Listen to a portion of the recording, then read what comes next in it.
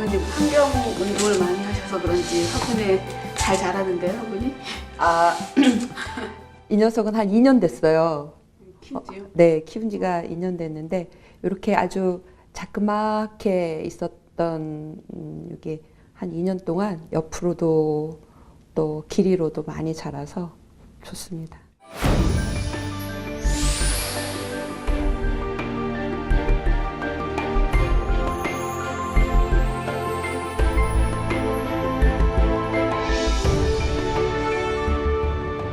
어머님 책 어느 정도 읽으세요? 저 책 잘 못 읽습니다.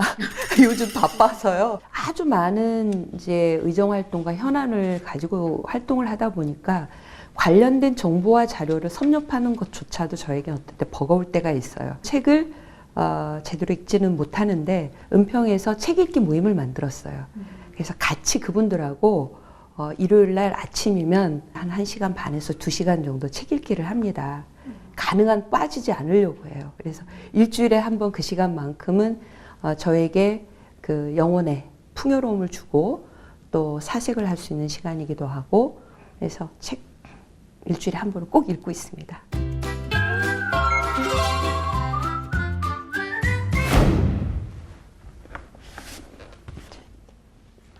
담론요? 네.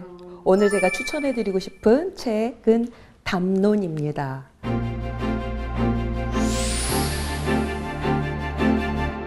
신영보 선생님이 학교에서 학생들에게 강의를 하신 내용을 이렇게 다시 재정리를 한 내용인데요.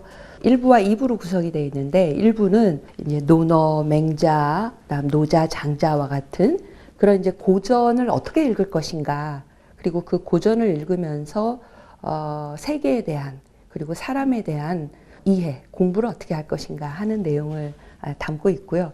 2부에는 신영보 선생님이 그 20년 동안 감옥에서 수없이 많은 감옥에서의 만난 사람들을 통해서 사람에 대해서 이해하고 사람을 통해서 배우고 또 성찰했던 그런 어떤 이야기를 여기 담고 있습니다.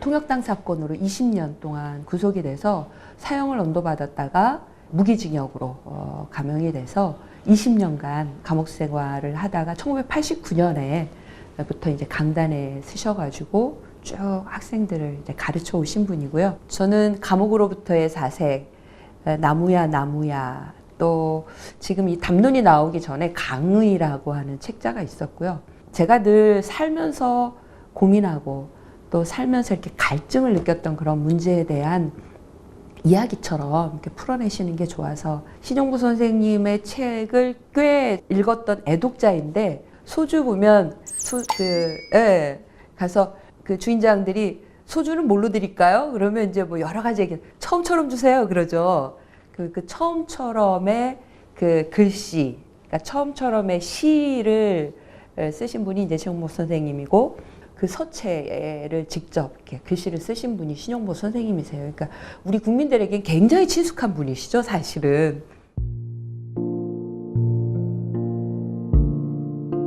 처음으로 하늘을 만나는 어린 새처럼 처음으로 땅을 밟고 일어서는 새싹처럼 우리는 하루가 저무는 저녁 무렵에도 아침처럼 새봄처럼 처음처럼 다시 새날을 시작하고 있다.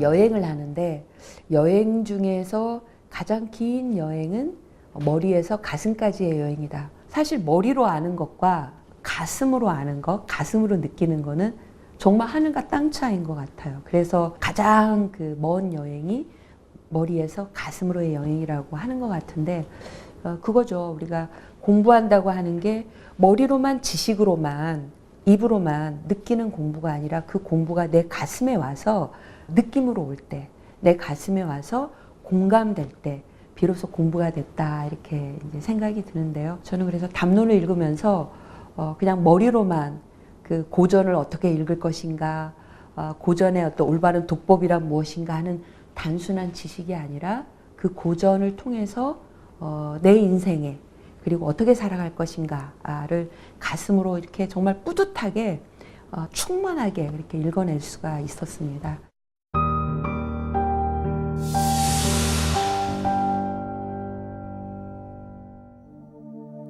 높은 산에 올라가서 아버님 계신 곳을 바라보니 아버님의 목소리가 들리는 것 같다.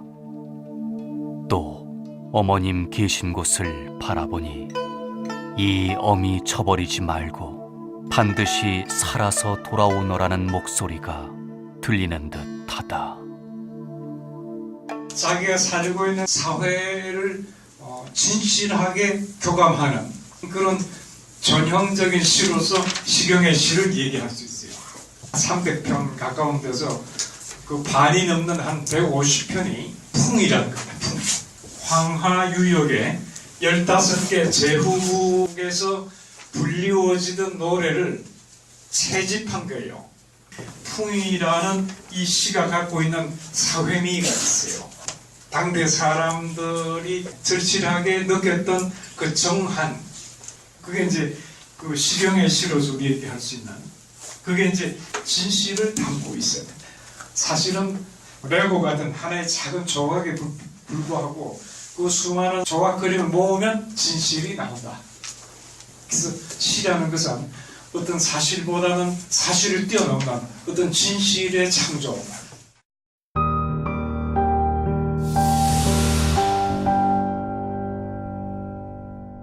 상선약수라고 가장 좋은 선은 물과 같다라는 얘기를 하면서 그 물 중에서도 모든 물을 다 낮은 곳으로 흐르게 해서 받아들이는 이제 바다 이야기가 있어요. 바다는 다 받아들인다는 거죠.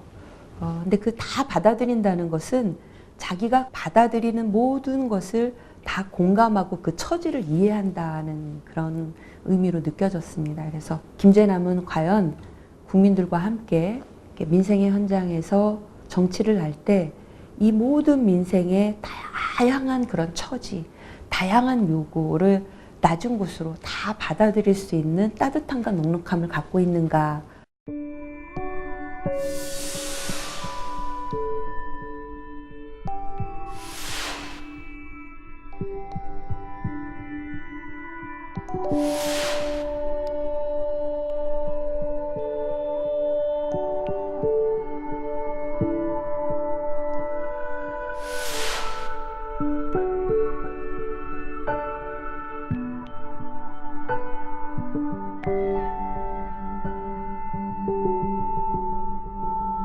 물은 궁극적으로 바다가 됩니다. 바다는 가장 큰 물입니다. 그리고 어떠한 것도 대적할 수 없는 압도적 위력을 지니고 있습니다.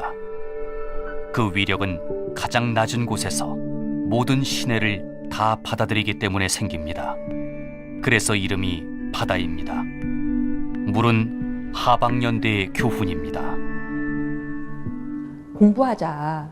근데 공부라는 것은 내가 보통 잘 알고 있다고 생각하는, 잘 이해하고 있다고 생각하는 것을 깨는 거다라고 얘기를 합니다. 자기의 인식의 틀을 과감하게 깨고 나면 뭔가 새로운 변화 이런 게 보인다라는 얘기를 하면서 진정한 공부는 하나가 더 있습니다. 머리에서 가슴으로까지도 먼 여행이라고 하는데 이 또 가슴에서 발까지의 여행이 남아 있어요. 가슴에서 느꼈던 이 그 감동과 공감의 에너지를 이제 제 발로 옮기는 건데요. 결국 그건 뭐냐면 아는 만큼 보이고 또 그 보이는 것을 행해야 되지 않겠습니까? 정치인으로서 제가 살아가고 있는 이제 삶의 현장에서 제가 배운 것만큼, 안 만큼 또 행동하고 실천하는 게 저에게 남겨진 또 하나의 공부이고요.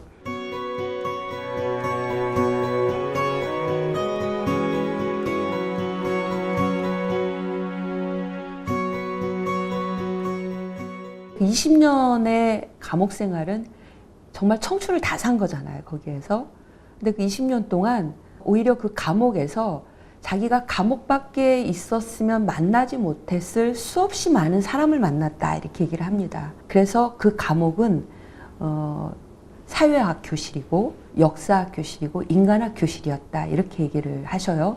그 감옥에 오는 재수자들이 겪은 그런 수없이 많은 비극이 한 사람 한 사람을 다 주인공으로 놓고 보니까 정말 그 속에 사회가 보이고 역사가 보이고 인간이 보이더라라고 얘기를 하십니다.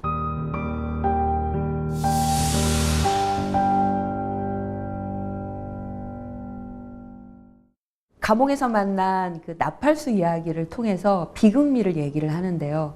그 나팔수는 새벽에 기상 나팔을 부는 나팔수인데, 그렇다고 그 나팔수가 모든 그 악기를 잘 다루는 게 아니고 또 다양한 곡을 부는 것도 아니래요. 오로지 그 새벽을 여는 그 나팔 소리, 그것만 부는 그런 이제 나팔수 이야기인데, 감옥에 올 수밖에 없었던 이 나팔수의 비극이 있지 않겠습니까? 근데 그 나팔수를 통해서 저 한 사람 한 사람, 참 이름 없는 저 민초들이 이 감옥에 오기까지 누구도 알아주지 않고 누구로부터도 칭찬받지 않았는, 그런데 가만히 그 사람의 삶을 들여다보니까 그 비극 속에 아름다움이 느껴지더라는 거예요. 공감하는 거죠. 내가 징역살이에서 터득한 인간학이 있다면 모든 사람을 주인공의 자리에 앉히는 것입니다. 나는 한 사람 한 사람을 유심히 봅니다. 나팔수만 하더라도 어려서 아버지가 돌아가시고 엄마가 제가 했습니다. 의붓 아버지 밑에서 자랐습니다. 누이 동생은 어머니 곁에 남아 있었지만 사내인 그는 집을 뛰쳐나옵니다. 객지를 전전하다가 감옥에 들어왔습니다. 재소자들의 인생 행로가 나름대로 한결같지 않기도 합니다만 한마디로 비극의 주인공이란 점에서는 같습니다. 신영복 선생님은 뭐라고 얘기를 하냐면, 그 비극미를 얘기할 때 미는 아름다움이잖아요. 근데 아름다움은 알미다. 그 알은 정말 절절하게 가슴에 와서 공감하고 통렬하게 느껴지는 건데, 그 알미 바로 아름다움이다. 비로소 그 비극의 주인공인 그 나팔수가 왜 이 감옥까지 오게 될 수밖에 없었는가의 그 비극적 주인공의 처지를 알게 되니 정말 비극 속에서 아름다움이 느껴지고 공감하더라라는 얘기를 합니다. 그래서 아름다움에 반대되는 이야기를 하시면서 아름다움의 반대말은 모름다움이다. 그래서 한참 모름다움 그 구절을 읽고서 얼마간 이렇게 저도 생각을 이렇게 했습니다. 그래서 정말 세상이 아름다울 수 있는 것은 나와 관계 맺고 있는, 내가 살아가는 내 이웃에 대한 알면서 비롯된다, 이런 이제 것을 알게 됐고요.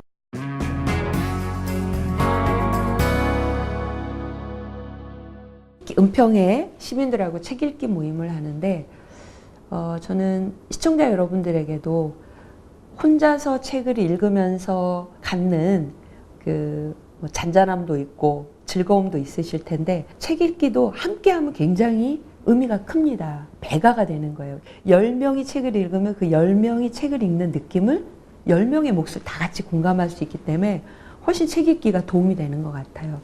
그래서 담론 초기에 책 읽기 모임을 할 때 쭉 같이 강독하면서 읽어가는데, 그 중에 그 스며드는 곳이라고 하는 이제 시와 관련된 내용이 있었어요. 꽃게가 간장 속에 반쯤 몸을 담그고 엎드려 있다. 등판에 간장이 울컥울컥 쏟아질 때 꽃게는 뱃속에 알을 껴안으려고 꿈틀거리다가 더 낮게 더 바닥 쪽으로 웅크렸으리라. 버둥거렸으리라. 버둥거리다가 어찌할 수 없어서 살 속으로 스며드는 것을, 한때의 어스름을 꽃게는 천천히 받아들였으리라. 껍질이 먹먹해지기 전에 가만히 알들에게 말했으리라. 저녁이야. 불 끄고 잘 시간이야. 더 이상 자기가 품은 알을 더 이상 지킬 수 없다. 이렇게 간장에 이제 막 이렇게 재이는 거죠. 그럴 때 엄마 꽃게가 하는 이제 목소리가 저녁이야. 이제 불 끄고 잘 시간이다. 이제 이런 구절이 있어요. 근데 그 구절을 읽으면서 그냥 눈물이 울컥 쏟아지는 거죠. 예, 막 상상이 되는 거죠. 그리고 야, 이런 시를 또 쓸 수 있는 그 시인의 그 상상력 그리고 시적 사유 이런 게 너무도 통쾌해서 또 같이 또 막 박장대소하고 함께 웃고 웃으면서 이제 더 우리 간장게장 못 먹겠다 이제 이런 이야기도 나누고 그래서 책 읽기는 나의 어떤 그 공부이기도 하고 또 그것을 함께 읽어갈 때 함께 살아가는 사람들과의 이 충만함. 신용보 선생님이 이 담론에서 처음부터 끝까지 얘기하고 있는 것 중에 하나가 이제 내가 존재 이유, 내가 살아야 하는 이유, 자기의 이유를 분명히 하는 것, 깨닫는 것. 자기의 이유는 또 어떻게 드러나냐면 관계 속에서 보여진다는 거예요. 결국은 우리가 살아가는 관계를 어떻게 하면 정말 더 좋은 것으로 만들어가는가 하는 것이 또 진정한 그 인생의 깨달음이 아닌가 이렇게 생각을 하고요.